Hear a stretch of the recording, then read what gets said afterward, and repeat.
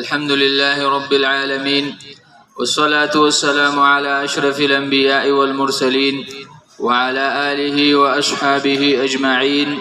أما بعد، د تلاوة قرآن دویم ادب داده چې کله مونږه تلاوت کوو نو چې مونږه قبله رو کینو، قبله طرف ته مخ کو.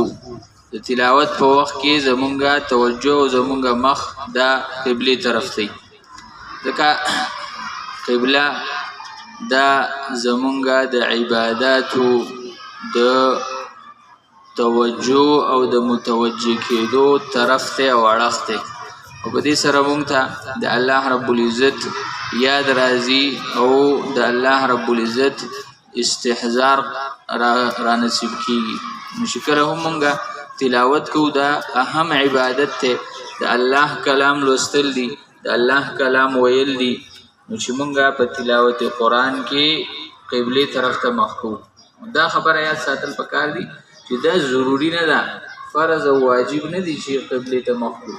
خدا د تلاوت قرآن آداب دي. غوره خبره ده استحباب دی په دې کې، دا مستحب خبره ده.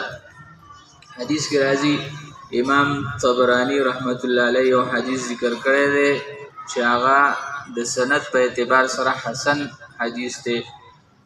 د ابو هریره رضی الله عنه په روایت سره هغه حدیث مرفوع ذکر کړي. فرمایي چې نبی علیہ الصلوۃ والسلام ارشاد فرمایو چې په د هر یو سیز د پاره یو سرداری، یو مشری، او په مجالسو کې هغه مجلس د مجلسونو سردار دی چې هغه قبله طرف ته د هغې مخي، چې د هغې توجه د قبله طرف ته. نو دغه شان د تلاوت قرآن دا مجلس دا برکت والا او بهترین مجلس ته.